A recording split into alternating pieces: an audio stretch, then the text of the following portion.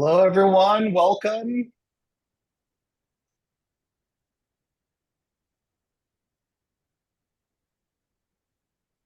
Thanks for coming in. Welcome. We're going to just give it another few seconds as people funnel in, and then we'll begin.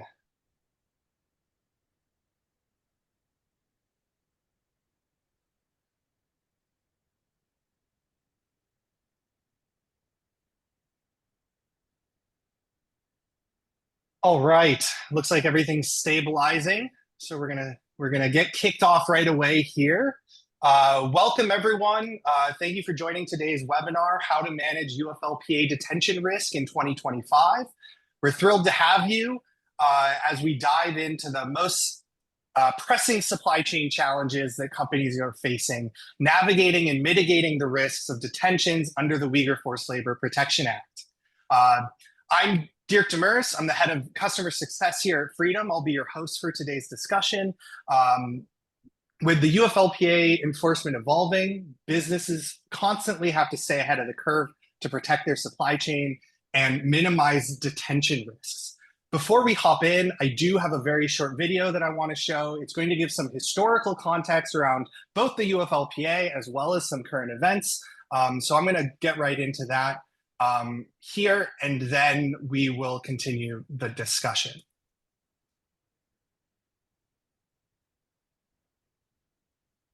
In 1930, the Republican-controlled House of Representatives, in an effort to alleviate the effects of the, anyone? The Great Depression, passed the, anyone? A tariff bill, the Hawley-Smoot Tariff Act, which, anyone, raised or lowered? Raised tariffs in an effort to collect more revenue for the federal government. Did it work? Anyone? Anyone know the effects? It did not work, and the United States sank deeper into the Great Depression. All right. I hope that that was informative. I also hope that our panelists are going to be a little bit more engaging than Ben Stein was there in that clip. But while that is a funny clip, it is true. You know, a lot of the things that we're seeing both in the UFLPA and some of the current events do kind of harken back to that time. And so we are excited to jump into it. I would like to introduce our panelists. First, we have Justin Dillon. Justin Dillon is a human rights activist and CEO at Freedom. He spent his career driving corporate accountability and transparency in the global supply chains, founding initiatives like Made in a Free World and the Slavery Footprint in partnership with the US State Department to combat forced labor. We also have Jen Jahnke here. Jen Jahnke is the founder of the Tendai Initiative, which works with private sector and other stakeholders to implement impactful human rights due diligence to ensure compliance with forced labor and child labor import bans. Jen has nearly 20 years of experience working in both the public and private sector for Customs and Border Protection Forced Labor Division, Amazon's worldwide social responsibility team, and consulting for clients across a wide variety of industries on import ban compliance, human rights due diligence, and supply chain traceability. Together, they bring a wealth of experience in regulatory enforcement, corporate accountability, and risk mitigation, exactly what you need to stay ahead of the UFLPA compliance in 2025. I'll be monitoring the QA feed over the course of the discussion. At the end of the conversation, we will cover as many questions as we have time for. We've got a lot to cover, so I'd like to dive in onto you, Justin and Jennifer. Well, thank you so much, Dirk. And I would say it's difficult to follow Ferris Bueller. But if you're going to use that scene, we just set the bar for entertainment for this call. I do think it's interesting that the director of that film, of all the laws to choose to use in that scene, they use the very one that we're talking about today, at least the one that had a provision that allowed for the importation of slave-made goods, which was, I should say, a loophole. So that loophole was closed during the Obama administration and enforced over the last few administrations. And here we are today, this week, entering into a whole new world where tariffs and trade are all the rage, all the news, and the timing of a webinar like this couldn't be better. I'm very excited to get to talk to someone who I have an enormous amount of admiration for. I was introduced to Jen through former human trafficking ambassador at State Department, Louis C. DeBaca. Anytime that Lou DeBaca introduces me to someone and says, this is someone you should know, I take note. And Jen and I met years ago in DC, in New York City. And at the time, I believe, Jen, you were working at CBP. Am I correct? Okay, great. So I think we're going to want to get a little bit into your experience. We want to kind of roll back a little bit and get an understanding of kind of your journey to where you are now, helping companies kind of unlock their own kind of fears or distill their fears of detentions around UFLPA. But why don't we go back a little bit? I want to talk a little bit about your time at DOL iLab, your time and how that translated in CBP, and then taking all of that, you went on and worked at Amazon. So can you just kind of walk us through the chronology of what you did at each one of those stops along your career, and what was your responsibility at each? Wow. We might be here a little while because it's been a wild 20 years. And it's a wild time to be talking about international trade, especially on the enforcement side. So thanks so much for having me, Justin. I always appreciate our conversations. It's never a dull moment. So I actually think hopefully we'll keep this more entertaining than Mr. Stein. So going back in my career, there's just so many times I lucked into opportunities, and certainly the start of my career, I'm going to date myself, back in 2000. I started off as a presidential management fellow with the Bureau of International Labor Affairs, and what a tremendous way to start a career. It was, at the time, they were rolling out the implementation of the Trade and Development Act of 2000 that focused on the African Growth and Opportunity Act as one part of the act, and that was where I focused. So I was doing a lot of work in sub-Saharan Africa. I was working initially on the trade side of it, but I really love to dig in on implementation and looking to see how policy relates to workers and how that translates, and trying to provide, to bring about impact. And so through that Presidential Management Fellows Program, I was able to transfer over to the technical assistance team. And I worked on technical assistance projects. It focused on a wide range of issues. It was on the worst forms of child labor as it related to, at the time, the situation with AIDS orphans, OVC. So we were looking at the combination, but then also working on issues of like international labor standards but how to negotiate within an industrial relations context, all kinds of things. So it was a great way to start it. Yeah, was this at iLab or is this DOL? This was at iLab, yes. Okay, so maybe before we move on to CBP, because I think everyone on the call knows what CBP does, can you explain what iLab does and that Department of DOL, Department of Labor? Sure. Man, iLab does so many things that support the trade agenda, but they also work on implementing programs to address the worst forms of child labor. They do, every year, they release an annual report on the status of, in countries, numerous countries, on their efforts to address and eliminate the worst forms of child labor. And they provide some really critical resources that social science professionals should be looking at. They have the list of goods made with forced labor, child labor, and forced child labor.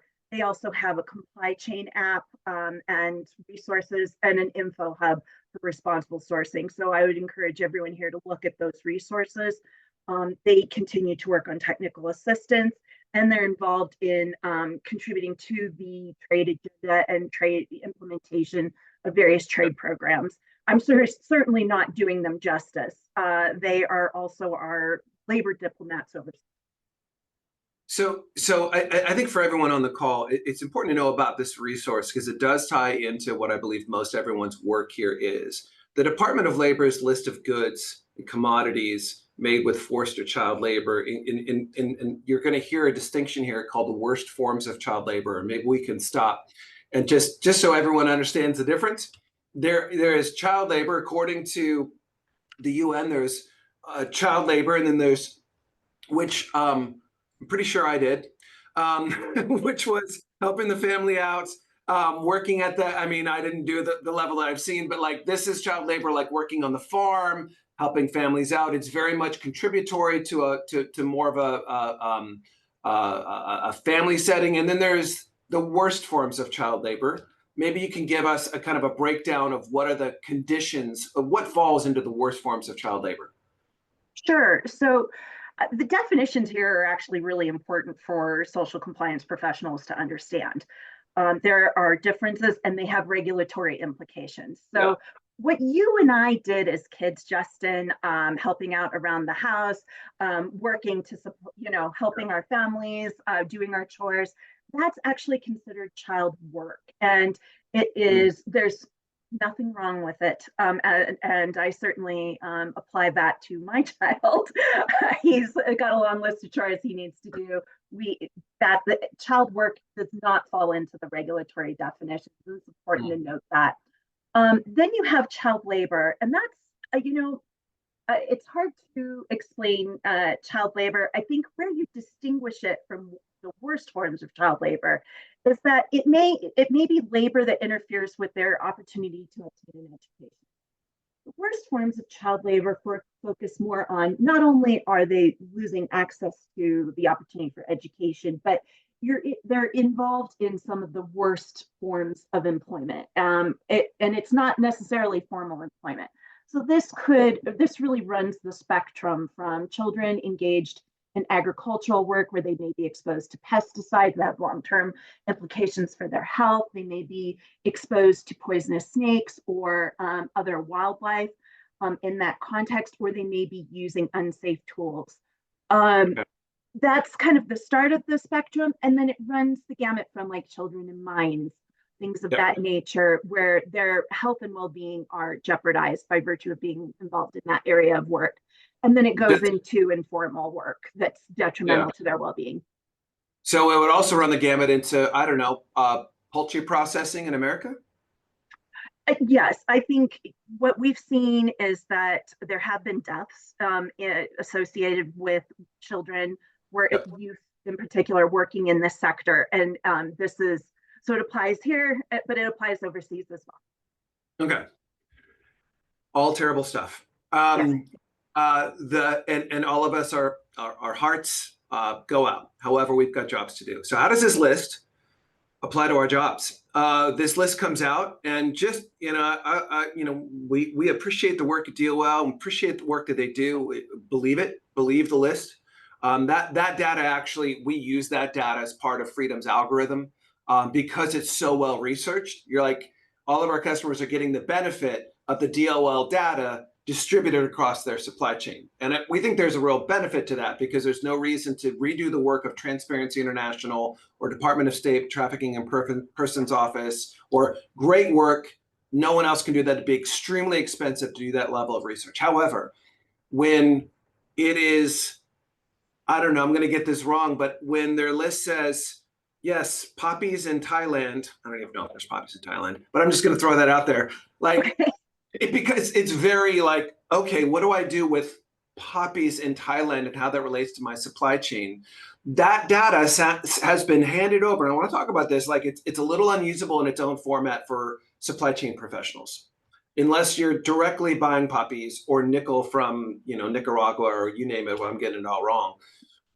It's kind of hard to translate that into a supply chain. So I'm wondering how that data gets used by CBP. Maybe you can walk us over to that to inform their own approach to detentions and starting investigations. Because at CBP's website, it talks about it uses sources and lists like the iLab worst forms of child labor, right? So that is everyone here should know that this is a list that is used.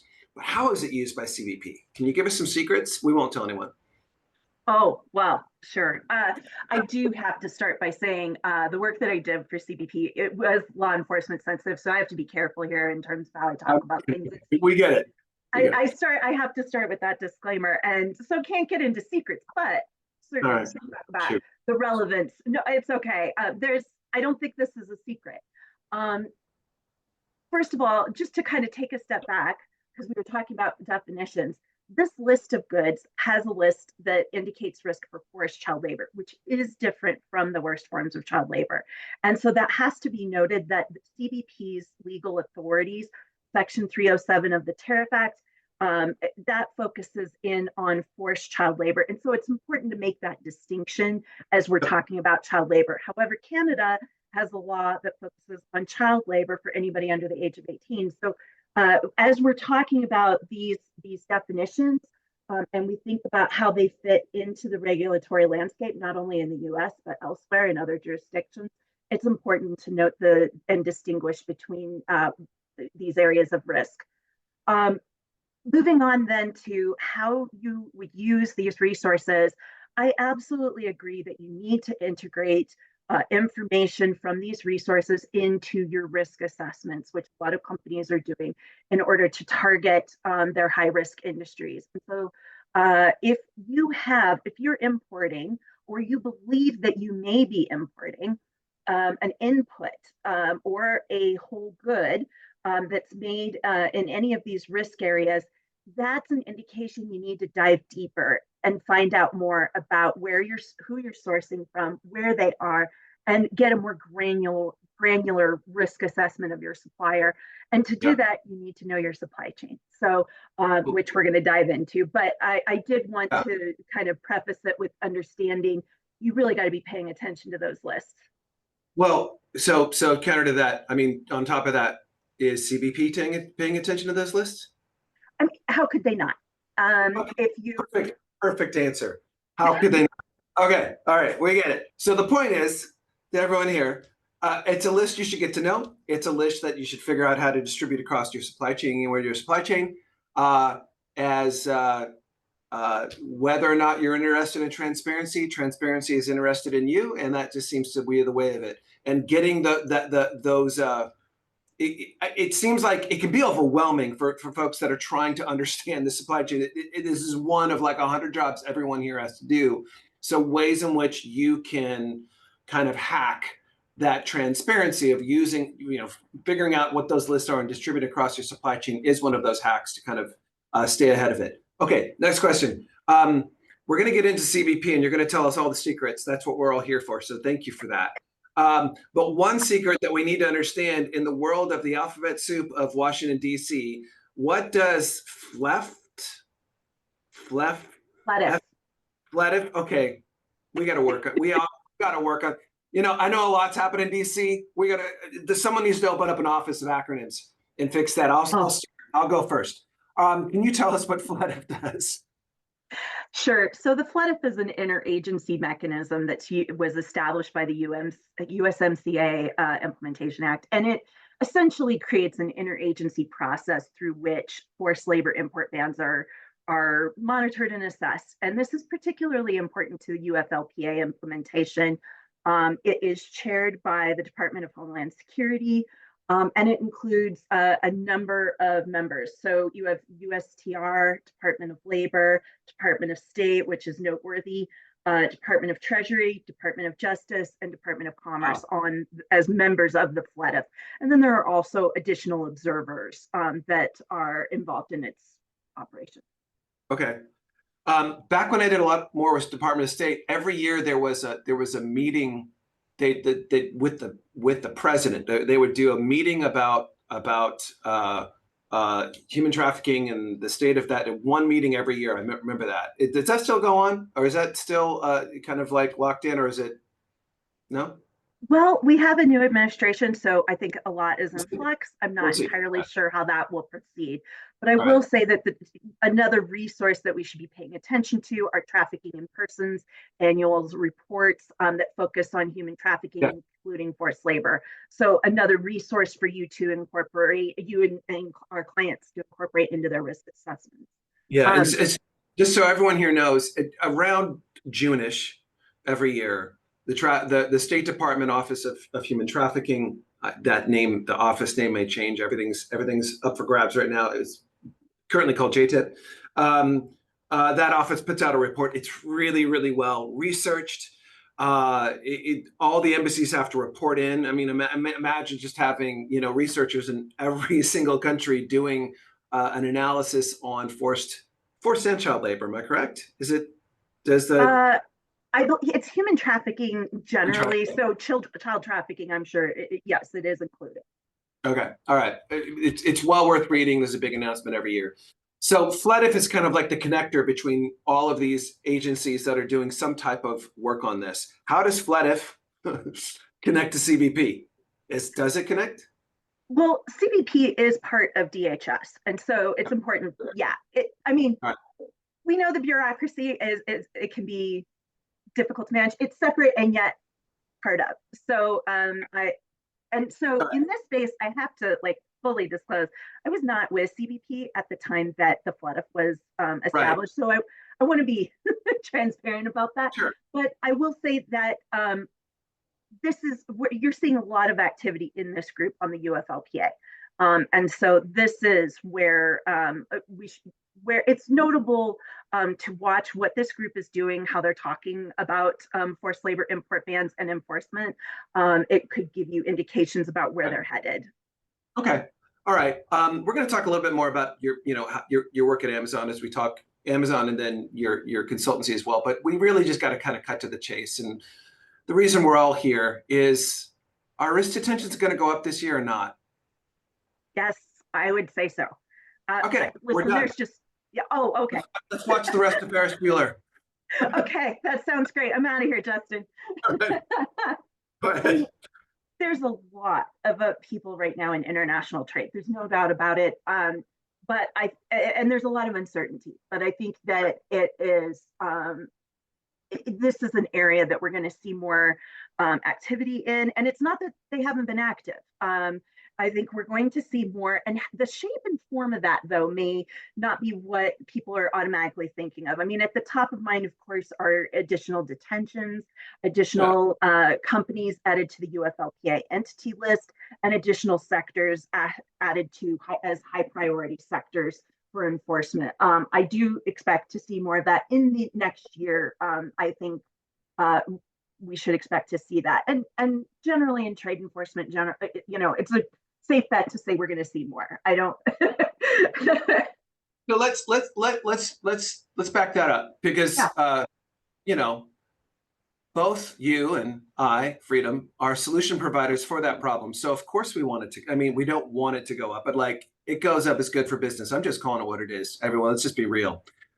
So let's add some data, let's add some wood behind the arrow of like why you believe it's going to go up. Let's dig into this administration, some of your, and let's dig into, let's go big. I mean, for everyone on the call, just, Jen and I for the last day, we're like watching the news going, okay, the webinar can go this way. The webinar can go this. There's a lot of points you can pull in here. We're just trying to keep it really focused on, are they going to go up or not? And what can companies do? That's it. Those are our two big focuses for the rest of our time here.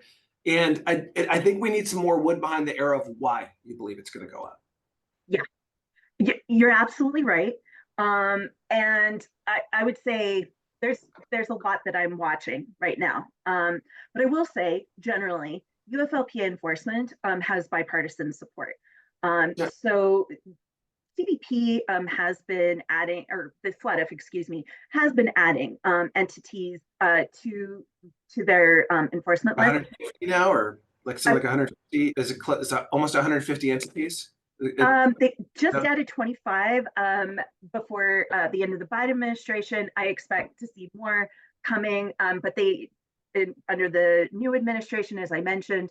But yeah, I actually should have that number in front of me. But what I'm expecting is to see more. And so the reason I'm saying that is a couple of different things. It does have bipartisan support. The entities or the agencies involved in enforcing this have received a lot of budget lately, and they're going to be expected to account for how the budget's been used and to show results. Yeah. The next thing that's driving me to this conclusion is that the role of Secretary of State Marco Rubio in the initial drafting and then the drive to enact and pass the UFLPA, he was critical in that piece, and he has been very vocal in his during his time in the Senate. He's been very vocal and regularly sent letters to DHS calling on them to add additional companies to the entity list. So I would be paying particular attention to the companies that he mentioned, but I wouldn't limit it there. As new reporting comes out, or even as we look back to reporting that's been out there for a little while, I still expect to see more enforcement related to that as well. I think he's going to try and really push for more aggressive enforcement. Okay, so to take our learnings today even further, he's in State Department, not DHS. So if is his influence through what is it called? The FLETF. I mean, I'll never get that right. But my point being, there's no one in this administration more focused on UFLPA than just and I'm just kind of wondering, I guess it's just more interesting than useful. So maybe we'll just leave it there. Yes, he's going to have an influence. If my memory serves me well, he was kind of going after de minimis. And so, can you kind of bring us up to speed on that and how that's going to impact import or potential detentions as well? Sure. So it's worth noting over the last few days that as they've been talking about implementing additional tariffs with China, that the de minimis exception has been revoked on those goods. Can you explain to everyone what that means? Basically, de minimis shipments are shipments of a value under $800. And it's really been a hot topic that's been discussed amongst interested parties with regard to UFLPA compliance and enforcement.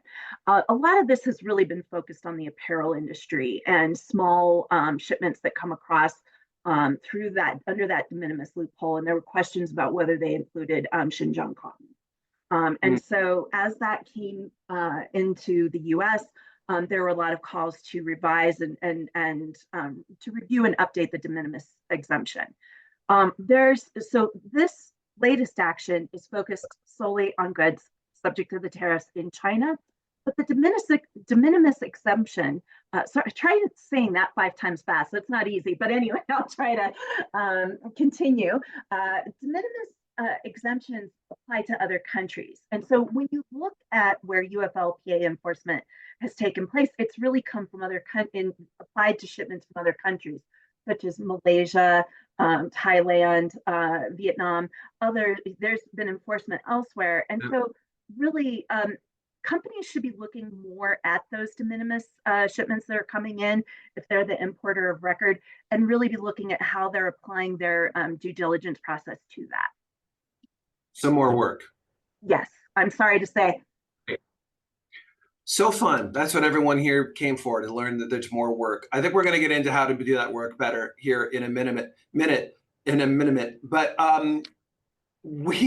this is now no longer UFLPA, WROs. This is no longer a one-sided argument. I think in the news today, you were mentioning, other countries are starting to push back, particularly China. Is that correct? You want to bring us up to speed on that? Sure. I mean, something could have happened in the last 5 minutes, but right now, so this has been building over time, though. This hasn't happened overnight. China has been quite resistant to any efforts by companies to establish due diligence in this space. And so you have to be careful. You have to be mindful of the implications of what this means for folks in China. So basically, China has passed 2 laws that overlap with this area of work. There was the anti-foreign sanctions law, and then that progressed to the anti-espionage law. And so as your efforts, or if you're engaged in something that might be in furtherance of a foreign sanction, such as UFLPA or WROs, then that fits under, we believe it fits under the scope of these laws. And there has been some action. There were a couple of assurance companies that fell under investigation and suffered consequences as a result. So some companies shuttered their businesses, some employees were arrested. So this is very serious, and some had to leave the country. So we have to be mindful of this.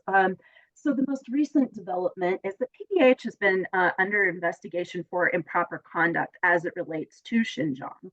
And today they announced, as part of the Chinese government announced, part of its response to the 10% tariffs that are being applied, that they, in retaliation, they issued a number of tariffs of their own, but they added 2 companies, Illumina and PBH, a list of unreliable entities, and that does come with consequences, fines, things of that nature. But it's taken a hit for those companies on the stock market. So this is something that you need to be mindful of as you consider how you communicate, your expectations, how you're talking about your due diligence in this space. So let's talk more about that, because every company that I know of has taken more of an inside voice approach, meaning we just manage this and we don't talk about what we're doing, for good reason, because the minute you talk about it, you open yourself up for criticism. So you just said use your outside voice as well. Any guidance you can give companies to talk about, and most of the people here wouldn't be responsible, I'm imagining, that are on this call, they'd be responsible for guiding the company about how to talk about it. So maybe you can kind of coach the folks here, like how would they explain to the rest of the business their process such that you can get ahead of this externally? Well, there's a number of things. Well, let me clarify one point. I'm not actually advocating of using a loud external voice, Okay. but there is engagement that needs to take place, and it needs to be nuanced and careful. So internally, you can speak with your teams, but you need to be mindful of the implications for your staff that may be located in mainland China or Hong Kong. You need to be mindful of what that communication, the implications that could have for your teams. So every company has their own way of addressing that internally. And I would say that given what's happening in the geopolitical realm, it makes sense to reevaluate the guardrails that you may have already put in place, or if not, to evaluate what guardrails need to be put in place in terms of how the communication on this topic, and then to figure out what makes sense. And to be honest, I think what I'd recommend to companies and the people working on these issues is that I think adaptability is going to be the name of the game. You just stay on top of it, track what's going on, and make sure your guardrails still fit the need. Externally, when you're talking to suppliers, I think you have to be very mindful of where they're located and what that communication looks like. And quite frankly, I don't know that it needs to be so focused on the sanctions, because traceability has so many functions for importers. I mean, it really should not be pigeonholed in the sustainability team as a function. It has so many different uses. And so, I would advocate for companies to be tracing their supply chains, mapping them out. I would be advocating for that for so many different reasons above and beyond this piece of work that we're focused on today. Yeah, and we'll get into that a little bit. Before we do, I think I just want to double click on the times that we're in, and look, working with companies for the last 5 years, I've noticed that the number one thing we get concerned as a solution provider for our customers is getting stuck in a paralysis of analysis. There's no shortage of data. When I started Freedom, you really couldn't map your supply chain. You can do that now. You don't have to send out a million questionnaires to do it. Like, there's ways in which it's possible to do it. The problem is getting more and more data, and more data, more problems, I think, in some cases, and problems you don't have the capacity to solve. So we're going to talk about how to isolate and kind of get some hacks going for the folks that are on the call today or on this webinar today to be able to streamline some of that. But I think what's most on everyone's mind is not so much the paralysis of analysis, which would typically be number one. That what's on their mind is, for U.S. importers, how does an American first policy, which is definitely the theme of the land right now, how is that going to impact UFLPA detentions? And does it, I might be leading the question here, but feel free to pull the rug out. Does detentions, increased detentions, fall into that policy? Like, is there tradecraft and statecraft kind of mixed in one bag here that allows for that could have an impact on the people on this call? Yeah, those are good questions. Certainly, statecraft and tradecraft are increasingly combined, and we can't pretend that UFLPA is going to be enforced in a bubble that doesn't account for everything else that's happening in the world. So that would be my general reaction to that. And I think we're going to have to wait and see what that looks like, but there's nothing to indicate that that wouldn't be taken even further, based on what we know about what the administration has telegraphed and what they've been saying throughout the campaign, and also since they won the election, or Donald Trump won the election. So it is certainly, I mean, no one should take their foot off the gas in trying to understand this space. Okay. So that's the short version. we like short versions. We'll take it. That's all we can remember. And to that point, thank you for all the free consulting here. It's very valuable. For all of us, I feel like we're just getting thousands and thousands of dollars worth of consulting here. So while we're still, pulling from your piggy bank here, it seems like for us with Freedom, what we often get the question, and they hand it to us, they hand it to Dirk and others, like, what do we do if something gets detained? And we kind of feel like it's too late. Can't map your supply chain in 30 days. It's very, very tough. So maybe our advice is, or our guidance is, that's the wrong question. That's playing defense.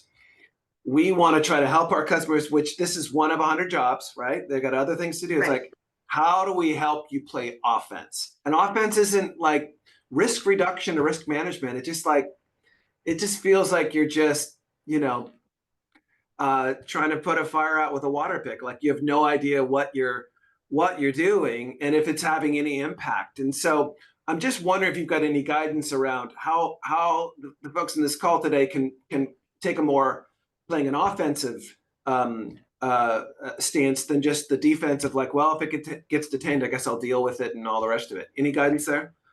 Yeah, a couple things. I mean, I think this is probably happening in a lot of companies already, but I think there needs to be some advocacy around resourcing this properly. Like, to your point, there's one person trying to do the work of a large team. And so I really, this needs to be an area that receives more investment. And that needs to be understood in the C-suite, that this isn't going away. Even before this change in administrations, you saw a pretty consistent drumbeat towards increased regulation, and the forced labor import bans, the jurisdictions taking those on, the markets that now have forced labor import bans in place, or they're onboarding one in the next few years. I mean, it really increased the number of markets that are now under a forced labor import ban.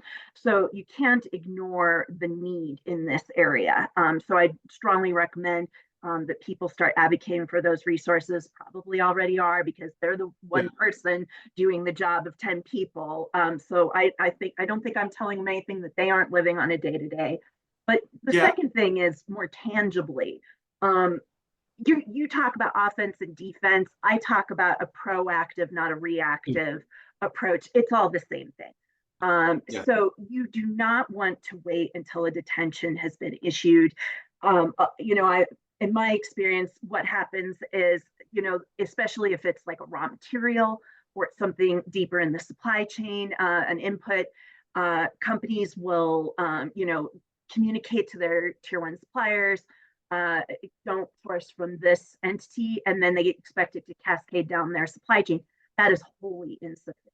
And you're setting yourself up for this area of work to be more painful than it needs to be. And so when I advocate for a proactive approach, I advocate for a couple of things to get started.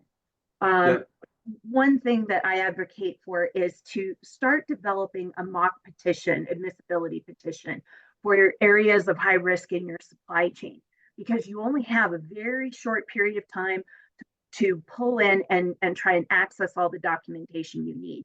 Now, it may or may not get extensions, but I've worked with clients who, even after the 30 days, they couldn't get all of the documentation they needed to support their petition. And part of that was because they'd never gone through the process before. So not only are you asking for documentation about your supply chain, but you're asking for it in English. And you kind of need to pave the road, if you will, so that becomes, as you practice it and you make those requests, that becomes an easier task. Because if you just start doing that after a detention, you're really going to be you're going to be in a difficult situation, to put it mildly. It sounds like you're spot checks. That's the second thing I recommend, is to do that. Sorry, say it again. I cut you off. What is it? Say it again. Sorry. No. So the one thing I suggest is a mock petition, and the second is to do spot checks to understand your supply chain better. And certainly investing in these tools like Freedom is part of that process. I mean, I'm going to plug it, Justin, because I think this is what needs to happen, not just because I'm on your webinar. Great. So now we're cooking. Well, look, we started the company because we believe there's lots of good to be done, including saving time and money. And so we're big fans of that. But we don't believe, and I think you and I've talked about this as well, that you could do any of it without your suppliers coming on the journey for you, coming along with you on the journey. And I just saw, we hate questionnaires. Like, it is, if we had a dartboard, it would be like, I got a IT questionnaire was sent to our company this last week. We're not going to say from whom. No one on this call, I don't think. It was 300 questions. I mean, I just started, like, doing it like a Scantron. Like, I can't even, I know I hate myself with that, but like, it's just ridiculous. Like, how are you getting anything good? So I think killing your suppliers with questionnaires is a great way to keep forced labor happening in your supply chain. I said it. I don't care. I said it. I think a better way is to resource your suppliers, use the information that you're getting from Freedom to help your suppliers become more transparent. When your suppliers are more transparent, you're transparent. Now you're cooking with oil or fire or whatever's hot. Like, it just seems like the ways forward is we have to move beyond the mindset of reactive, do something when it's a problem, and the suppliers are the problem, and therefore I must treat them as such. If we can just, like, everyone can notch those very archaic, like, industrial era mentalities of your supply chain, start rolling those off and start bringing more of a collaborative tech first or transparency first mentality, the business is going to benefit, your suppliers are going to benefit, you're going to see returns over time. And I think anyone who's trying to create an ROI calculator on transparency right now is just marketing. Who knows what you could actually do? I'm sure one of the big four consultancies have created this for you. Go have fun with that.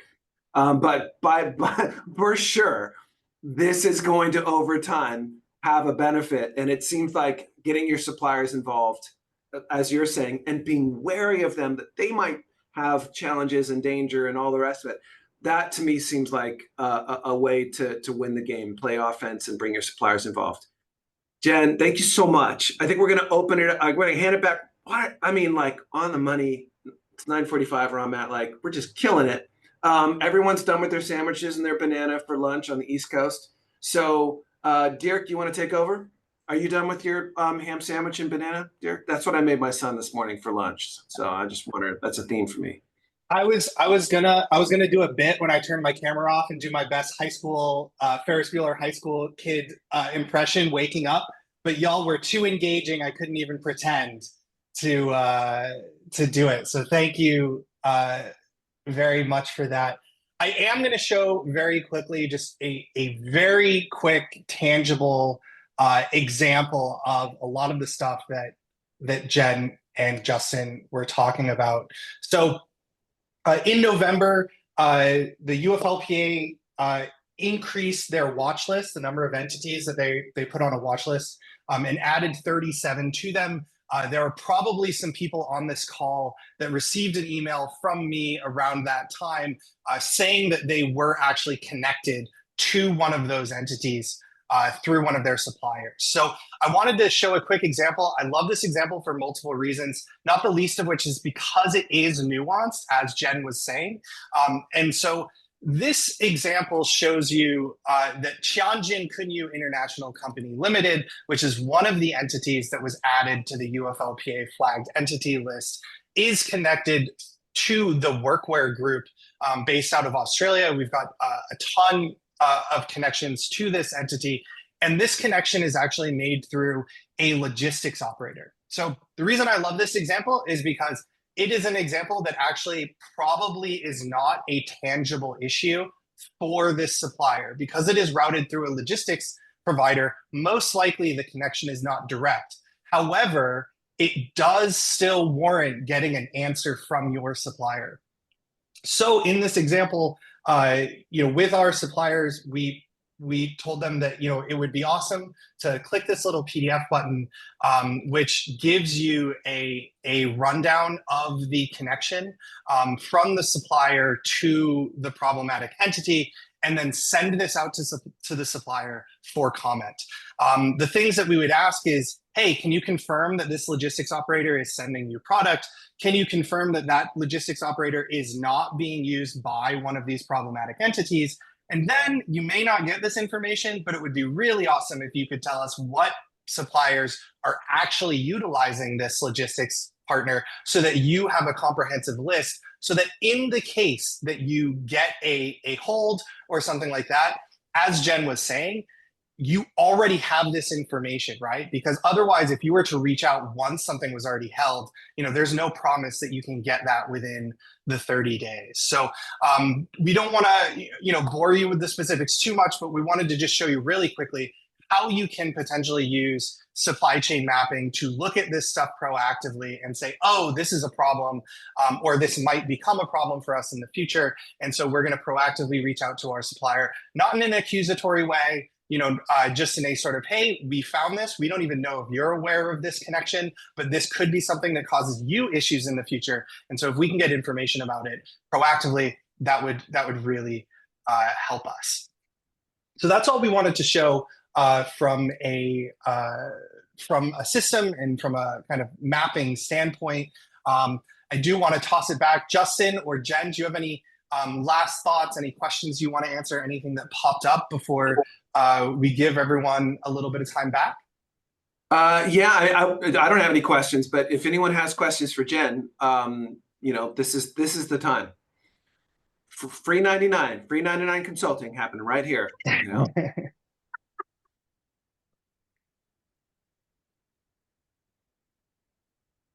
Well, while we're waiting for Q&A, I'll maybe mention just a few more things that I'm keeping an eye on, and that I would encourage others to do as well.